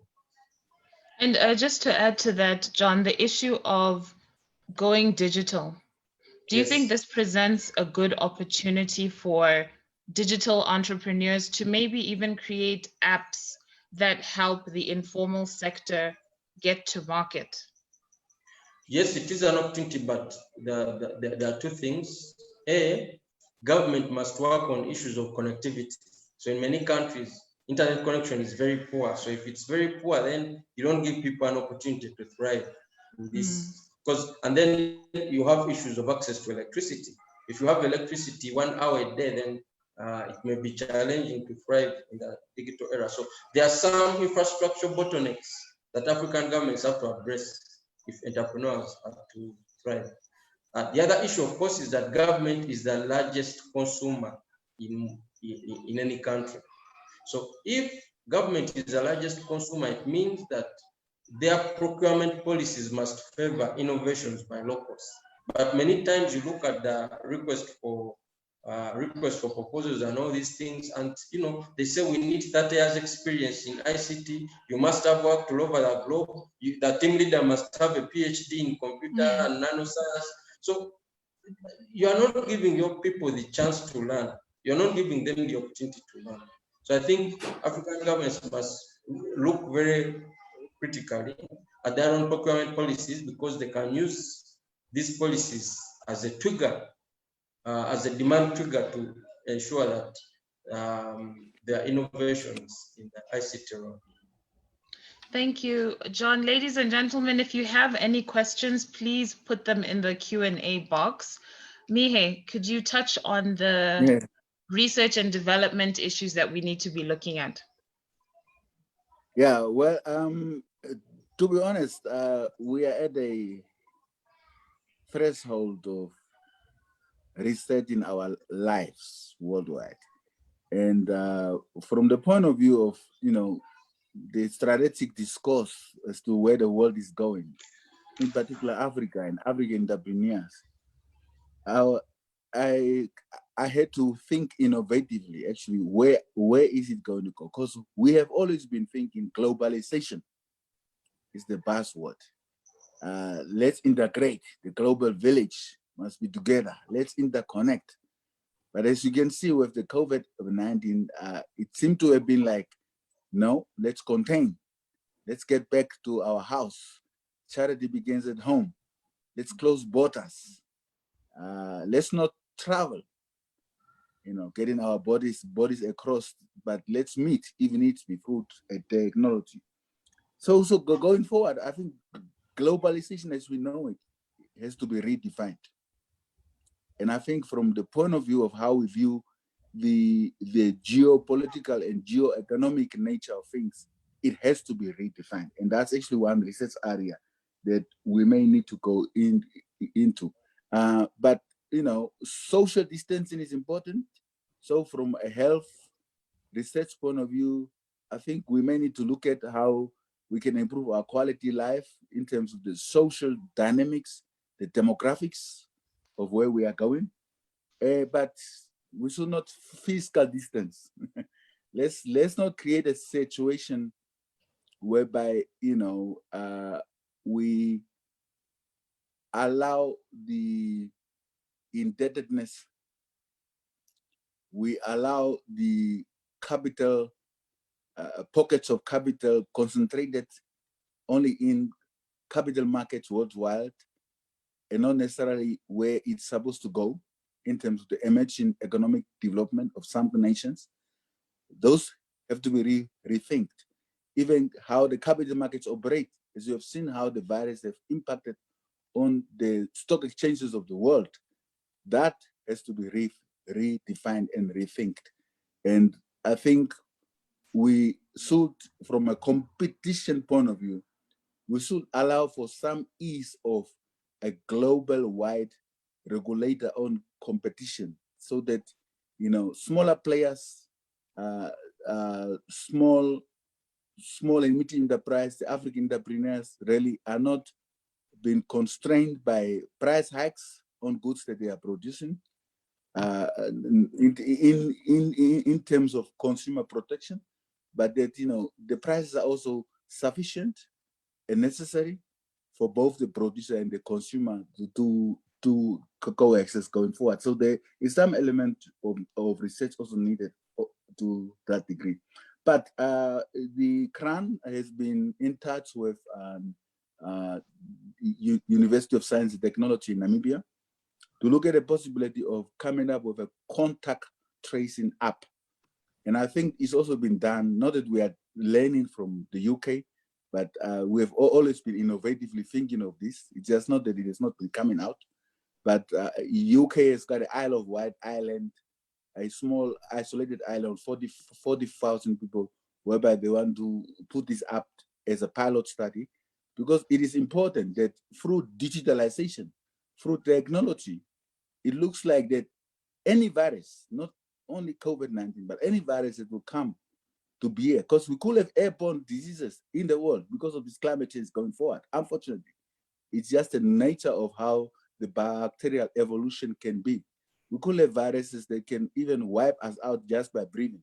So we have to really come up with apps and technological platforms that can ensure contact tracing. If one person is sick, how and where. And most of us seems to have now, on a affordable basis, cell phones, or even though a lot more needs to be done in the rural areas with respect to that. And I will come into that the network coverage through a universal access fund, as we are doing at CRAN, ensuring a wider outreach. We don't have to think only of 5G. We can still pursue 3G, the 4G, the available technological platforms, have a more spectrum allocations to that regard. I think is one area that we are also doing in the line of my work. As John has mentioned, and John was talking about, you know, the suits in Italy and so on. You know, this thing of delayed gratification on the part of the youth, I think there's some level of moral and how can I say it, some level of a more psychological education needed on the part of the work, on the part of the youth, to understand that, you know, not all things are quick fix. I think, you know, giving a book on the road less traveled, I think, you know, we need to inculcate a sense into the youth that hard work and perseverance still pays in the long run. You know, and with that, I think I'm encouraged by even the current how can I an association that is concerning arts in Namibia, that has been calling for more locally produced television documentaries, rather than just having these soap operas from Brasilia, for example. That we should really look at innovating local products. I was even, you know, talking to my daughter the other day about why can we not take this kapana, this roasted meat, and turn it into, like we are doing with biltong, which is also another kind of dried meat, package it and sell it in a way that it can find its stores and people can buy it. We don't only have to rely on franchise goods, KFCs and the Nandos of the world, or Wimpy. We can, you know, make our own, and Africa can make our own innovative products. And that also goes with clothes now. And African Development Bank has been really at the forefront of promoting. They have got a project, in fact, on fashionomics, getting the African fashions and African clothes and African designs going, because we've got a lot. In fact, I was watching again with my daughter on a documentary that's called Knots and Crosses, whereby there is a kind of a fundamental shift of the world of, if I can use, for the lack of a better word, the blacks ruling over the whites. But then the African designs that were showing there, that was mind-blowing for me. And I was thinking, I mean, we can wear our own clothes. Just like Mahatma Gandhi, push for, clothes to be worn in India, we can wear our own clothes. But most importantly, given the virus, protective gear, equipment, the nature of clothes, the type of clothes we are wearing, it will change for the future from now on. It will really change for the future now on. And you can see that a lot of movies have been making about face mask and, a prevalence of a virus. And it has caught up with us that we don't only have face masks now confined in theaters, surgeries, hospitals, but it's right in our homes. And we never used to wear that. So things will change going forward. And with the 5G technology, unfortunately, I mean, there are certain disadvantages to it, alleged, but the Internet of Things, in fact, the TV will become a more important instrument than a cell phone going forward. It's because that's where most of the technologically softwares will actually be its place. You can do your banking from the TV, multimedia. You can even, have some kind of artificial intelligence for your house in the near future. You will also have some precision farming. Going in. You don't have to look at your farm whilst you are going there, but you can just look at your farm from the TV to see each and every cow and goat is accounted for and branded. So Internet of Things, the fourth industrial revolution, and how it do things, it will come to us. And the global interconnectivity of it will come to us. The speed at which the 5G network operates is far more speedier, far more faster.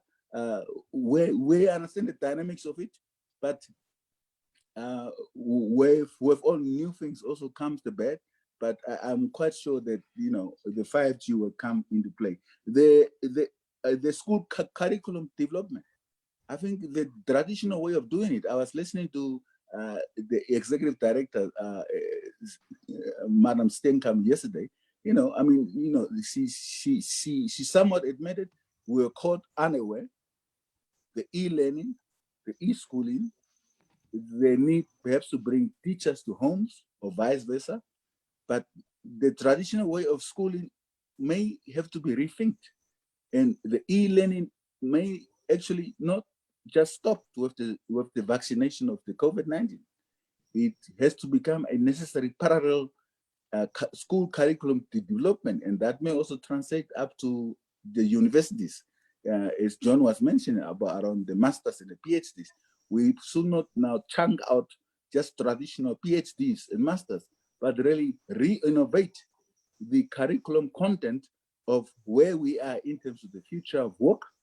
The nature and designs and the names and titles of the work will obviously change. We will not have just an officer name, but we may have somebody called an artificial intelligence officer, and these are things, or a robotic engineer. And these are things that will come to us, and we have to be ready for it so that our school curriculum catches up with us. Because if we educate students based on a traditional method, and those students go out into the job market, and the job markets and the positions they are, and the job requirements do not fit the job qualifications of that person, then I think the unemployment will be the defining feature of the world. And I think with regard to the African entrepreneurs, you are job creators, you are job innovators. Us from the past, we were job seekers. So I think that mindset I'm encouraged that the African entrepreneurs must rather look at not only job seeking, but also job creating. Get onto that SME space, get onto that entrepreneurial space. Do your thing, sell the fed cook, sell the hardware. Even in Zambia, I've seen a big market full of just hardware, imported hardware of car parts. But it was just a big market. I was so surprised.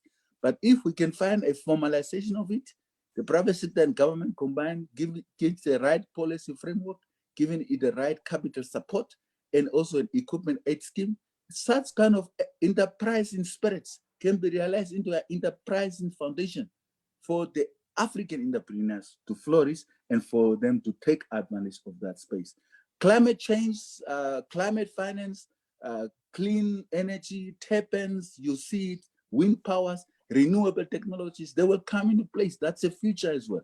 And that is actually where, in terms of energy provision, the traditional way of coal energy may actually find its place among the world, but at the same time, we need to move with how to make this country and this planet a more sustainable and a more safe place. And you have seen it with the COVID-19, a more safe place to live in and improve the quality thereof. I also just want to end with the issue of transport revolution. I have realized the airlines, the way they've been moving towards, for a lack of the word, or cramping people into seats, making seats smaller, getting more people on board. You can see that space confinement will become a rethinking in the minds of the airlines. Most airlines will go bust, but some will survive. Regional airlines particularly will survive, but the international airlines, I think some will really go bust. And some companies will really close down. Some of the brands that we see today, that we know today, may not exist after in the post-COVID era. So there will be a need for some, given the social distancing, some level of maybe airline engineering, whereby passengers will not just be confined into a seat, but the passenger may actually be put onto the airline together with his own bags into one confined but durable and private space, and not the way we are doing things right now. And maybe even the baggage allowance and the goods that we travel with, like we do with so many goods, will also cease, will also reduce. But more particularly from the point of view of Africa, I just want to emphasize and give a message of hope that the technology is at our doorstep. We have to take advantage of it. We have to move with it. People talk about China sometimes and they have their problems. But as you know, 5G is actually coming from China. All we have to do is to stand up on a very sustained and coordinated basis to realize that Africa may not be a major player on the stage, but we are the epicenter of the geopolitical and the geoeconomic processes that goes around in the world. We are the epicenter. Africa is right at the epicenter. And we have to take advantage of that. First of all, I appreciate the closing of borders, but more readily also gradual opening, looking at the kind of goods we can produce among each other, looking at the kind of interconnectivity that we can share, looking at the transformative element of, pushing mobility within Africa, in terms of intelligence, skills, goods, services, and so on, and also coming up with some level of innovation and standards that is particularly to us and not necessarily imposed from outside. And, given its quality assured, technically sound, I think we can move in the right way together with the rest of the world. But most importantly, have the bargaining strength. When you go to WTO, when you go to World Bank, when you go to IMF, when you go to those global stages, we, Africa, must have one voice. And we should not just speak about it. We must implement the one voice. That way, Africa will actually move. And it could be the next superpower after China. You will be surprised, given where the world is going. Thank you. Thank you so much for that, Mihe. And John, I believe that a lot of the issues that you have covered have touched two of the questions that I see here. Unfortunately, we are pressed for time. I'm just going to read out these questions quickly, but I do feel a lot was covered already. I have a question from Fafa who says, thank you for a very informative discussion. The tilt of the solution seems to involve the government playing a role in facilitating growth or aiding survival of SMMEs, but if there is no such intervention or minimal investment by the state, what can a business owner do at grass level to stay afloat? The other question is from Atherton, who says, thank you so much for this informative discussion. As the panelists have identified, COVID-19 is likely to be with us for longer than initially thought. This creates a need for innovation, for example, business model innovation, pivoting, which is risky and requires risk capital. How do we start thinking of financing this innovation? What is the role of government, private sector, high network individuals, and the diaspora, for etc.? So could you please answer this in, say, 2 or 3 points each, if you feel it's something that you haven't covered in the discussion already? John?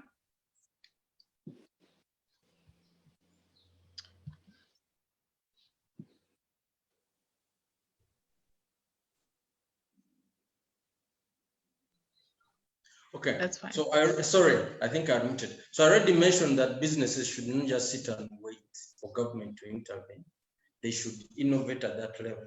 So one, it may mean that they come up with their own resilience and business continuity plans. Now, by doing that, I'm not saying you need to get a consultant and an expert to help you write.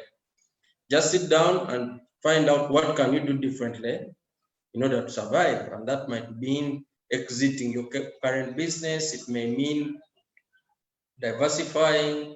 It may mean hiring people. It may mean letting go of some people. So every business is unique, and every business person needs to make their own determination. Of course, the other issue is to identify opportunities within the crisis that you, the entrepreneur, can take advantage of, whether it regards digital, whether it's in the areas of research, whether it's in the areas of mobility. Wherever there is a challenge, there is also an opportunity for innovation. So I think businesses need to look at that. And then the other issue is prudence. They need to be prudent with their resources. They shouldn't engage in unnecessary expansion. They shouldn't engage in making unnecessary investments, because this is an uncertain period and it's not easy to know when it will come to an end. That prudence should also extend to credit. You should only take out loans if you're absolutely sure that your business will actually thrive during this period. Now, the Etherton's question is about the possible sources of funding. I think it can be from government, of course, but as I mentioned, African governments are going to be constrained because the traditional sources of revenue are going to suffer: tourism, exports, remittances, taxes, domestic taxes, and so on. So government is one source, but African governments on their own are constrained.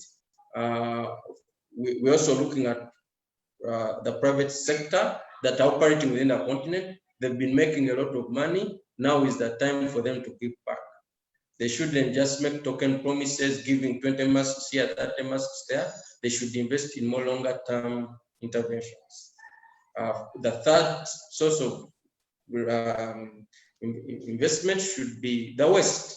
Our development partners, I think they have an interest in ensuring that Africa is safe. It's a market. They sell things here.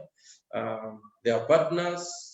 They source things from the continent. So we must engage in a collaborative effort to ensure that we find homegrown innovations. I think that's all I can say right now. Thank you so much. Mihe, if you could give us a closing to those questions. Yes, I fully agree with John in terms of the, the recommendations that and the views that he has expressed. I also just want to say that I think to take African entrepreneurs going forward, and also by extension the African nations, I think we need to close the illicit financial flows. We really need to find a coordinated African Union-wide response to ensure that most of the revenues that could have been used to develop entrepreneurial foundation in Africa, or even to develop or to provide adequate service, quality of life of service to its citizens, it's been, Africa has been robbed by these proceeds that are leaving the country in a very undesirable way. And I think illicit financial flows have that net, that valve has to be closed. I also just want to say that sometimes we don't trumpet our own homes as Africa. And when our president in Namibia came up with the food bank, there was some particular cries about it, the implementation issues.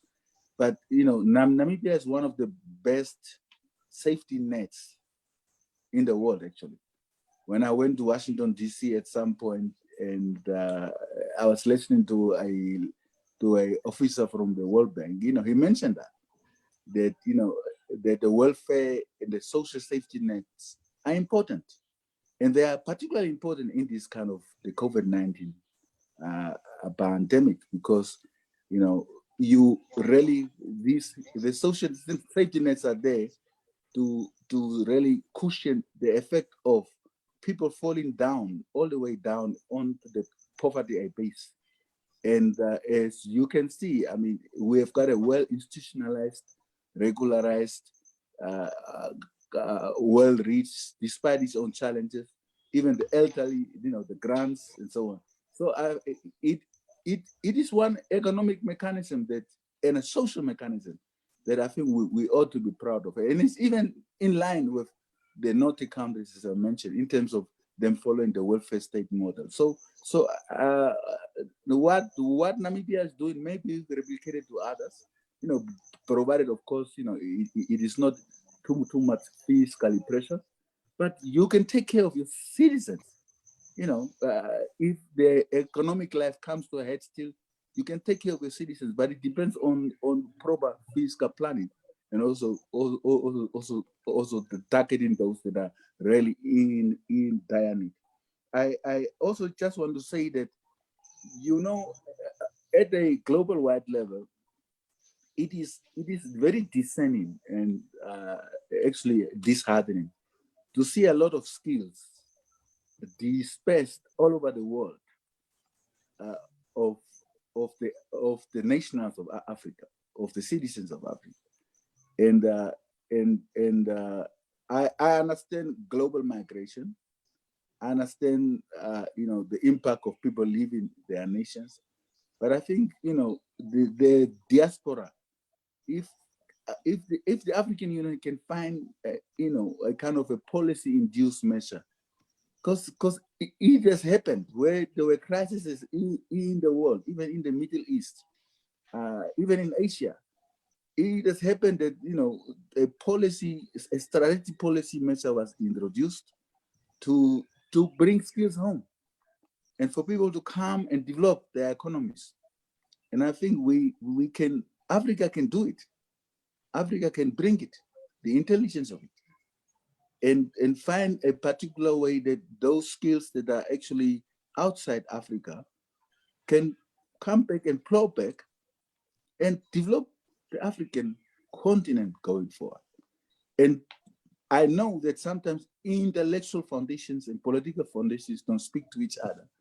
But if we really want to go into the post-COVID-19 era, we need to harness our skills, because there are new measures coming forward, new way of doing things, new innovative way of doing things. And on a youth-enabled basis, we can do it if there is a skills that we can tap from. I also want to comment African nations in some instances on, bringing forward institutions of strength. Of course, good governance still has got a milestone to go, but corporate governance, regulatory effectiveness, institutional strengthening, getting some kind of, anti-corruption institutions in place, even though, sometimes in some countries you may not move forward, but I think it is really a commendable issue. And lastly, that I want to mention is the aspect of inclusion. Inclusion is very important. Inclusivity is very important. And our president in Namibia actually is very strong on this point. And it's not just now about financial inclusion. It's not just about now about social inclusion. In fact, it looks to be about technological inclusion also, broader coverage. It also looks to be about economic inclusion. And I think if there are empowerment policies or legislations, as it was done in Malaysia, and I understand that in our context, in Namibian and South African context, it tends to be hijacked by something. I understand that sometimes it's been looked at the racial lens. Okay, well, what happens to the blacks or what happens to the whites, kind of thing. But I think for me, it's about people, it's about humanity. And if we can find measures, pathways, and mechanisms of bringing in the majority of the population, even if the majority of the population happen to be black, it's inconsequential, but for us, we look at it as people, not as the color. But bringing in the majority, and it can also include those whites who are also excluded from the current dynamics, bringing in them into the mainstream of the economy, the formalized and the, bringing, graduating the formal into the informal into the formal, and also bringing in the majority of the people into the mainstream of the economy. And we know that we've got a new economic empowerment policy that is coming forward. That can also do, and it's well consulted, and it's well appreciated. And I know that some may not, but I think it's a key instrumentation to focus on broadening and the inclusion of people within the mainstream of this economy. It will go a milestone.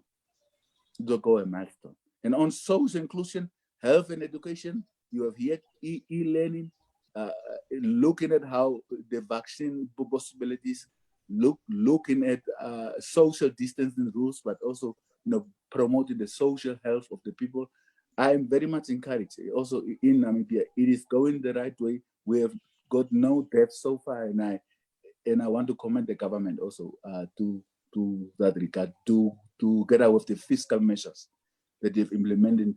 The availability of certain money that they put forward, even to the poor, to really get this thing going. Very much appreciated. Thank you. Thank you so much, Mihe. I'm going to look at the last chat in here and then we close. It's from Feni, and she says, thank you, Mihe and John, for sharing your views and past experiences. Mihe, I was struck by your comparison of the dignity of SME work on the continent compared to, for example, Europe, how that quintessential French bistro is viewed compared to a traditional food kiosk in Africa. My question is for John. How important is the role of mentorship or apprenticeship in developing resilient SME businesses, and why do you think it's not an aspect heavily promoted? Mm-hmm. Good question. Fanny, thank you very much. Most of the current programs that seek to promote entrepreneurship, particularly for the youth in Africa, are not very successful. Why? They focus on the superficial, they focus on the breadth as opposed to the depth. So it's very expensive because donors simply want to limit the amount of money they spend on each person. So any process of mentorship of apprenticeship is a long-term process. There's no shortcut. You don't just train someone, how to do a business plan in 5 minutes, and then that's it. So unfortunately, most of the youth entrepreneurship and business development programs are focusing on that.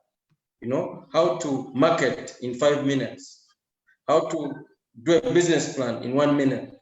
And then you tell them, okay, off you go and find your feet. And they work out that way. So there is need to work with businesses to mentor other people to become business people. Because you cannot become a footballer by studying. You become a footballer by actually playing football, by being coached. So why do people think that you can study to become an entrepreneur? Why do people think that you don't need any kind of mentorship or apprenticeship to become a successful entrepreneur?